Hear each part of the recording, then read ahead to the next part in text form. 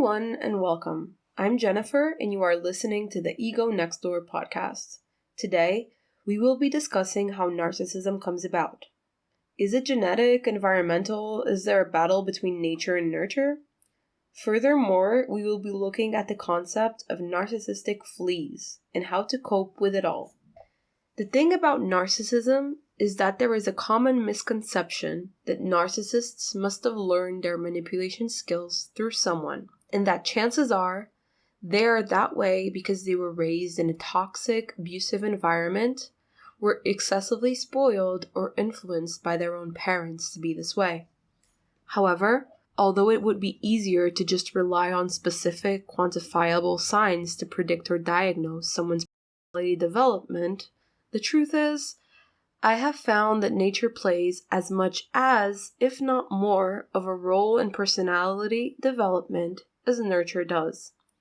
Why, you ask? Let's go back 50 years, when religious, close-minded, and prejudiced environments at home were very common. Was entire society doomed to replicate those beliefs in their own lives? Was everyone mischievous, malicious, bad-intentioned, a bully with no heart or values? I think you know the answer to this. Let's take a moment to think about the flower power, free love movement of the 60s. Were the parents of those who preached freedom liberals themselves, or? Many weren't. Many parents became very shocked and in complete wonder and disappointment about their kids back in the day. They brought their kids up in an economically and socially average or above average status to find regular jobs and or go to college.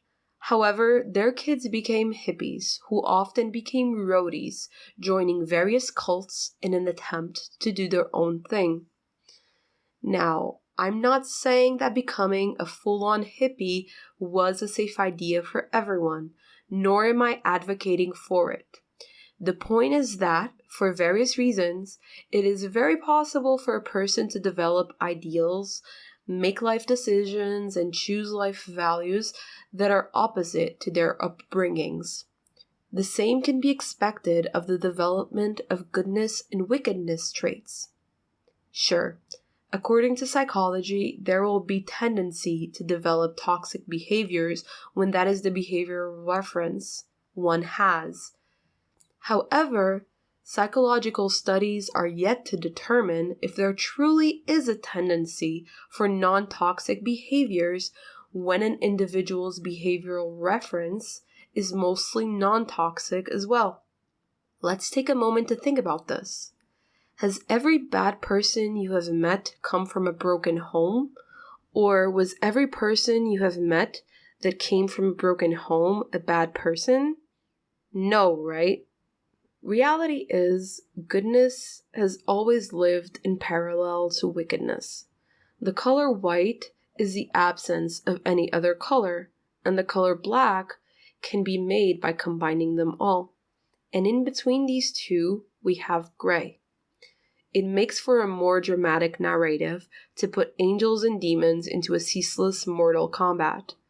But it makes for a more realistic narrative to acknowledge the complexity of gray areas, what I call the midpoint, where goodness can exist in someone as much as wickedness can, where an individual's true nature will often be put to the test throughout life, and it is their final choice, regardless of their inclination, that will dictate their true nature.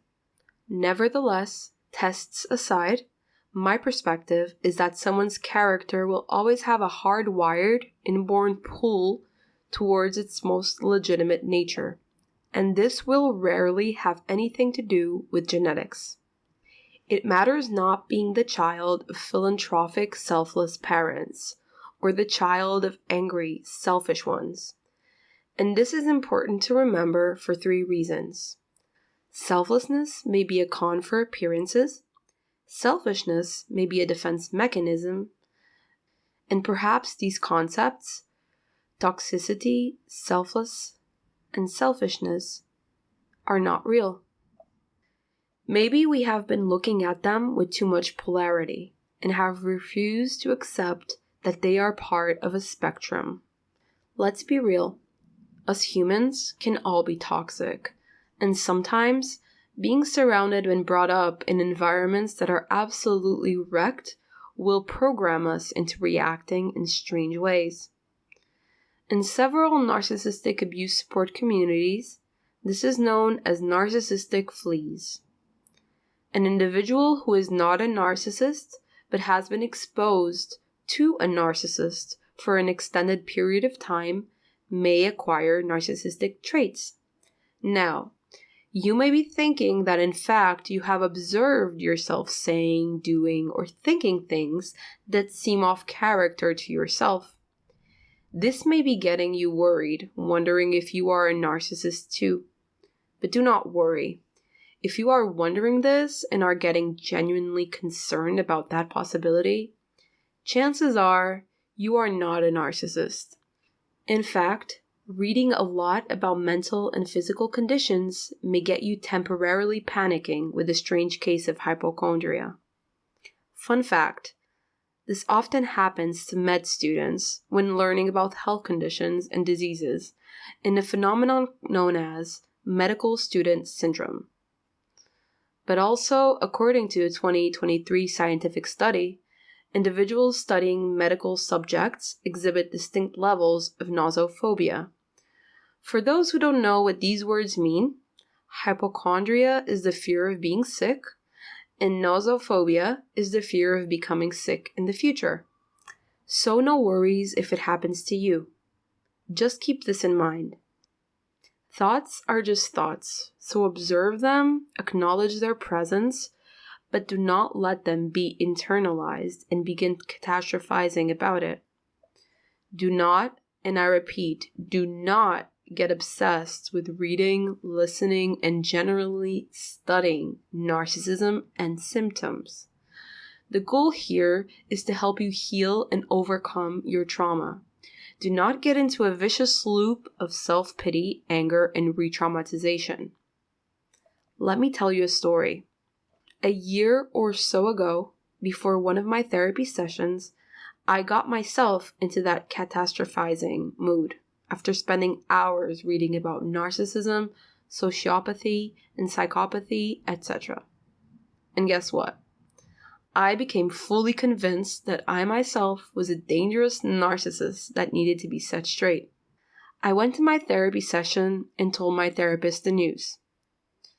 Look, I've spent a while reading about NPD, BPD, etc., and I have a question, but I need you to be really honest with me, doctor. She turned to me. Oh, Jennifer, again with the ceaseless reading? Okay, shoot the question. Do you think I might be a narcissist, or worse, a psychopath? Really, tell me the truth. If I am, maybe I can work on it and improve myself. My therapist laughed a little bit and told me, let me tell you something. Narcissists do not ask that question, let alone express this much concern about it. I let out a deep breath. What a relief. So I wasn't a narcissist. I was just going crazy. So, going back to the narcissistic fleas psychological phenomenon. Narcissism can start rubbing off on you for having dealt with a narcissist for much too long. This is known as a maladaptive coping strategy, which, like any other dysfunctional behavioral pattern, should be resolved. Because, when given the chance, abusers will use these fleas against you in order to argue in favor of their own abusive maneuvers, which is ultimately useful to strengthen their hold on your emotional well-being. Still unsure if you've caught the fleas or not? Well, do you tend to be passive-aggressive or have uncontrollable reactions where you feel yourself splitting into someone else? Chances are you've caught them.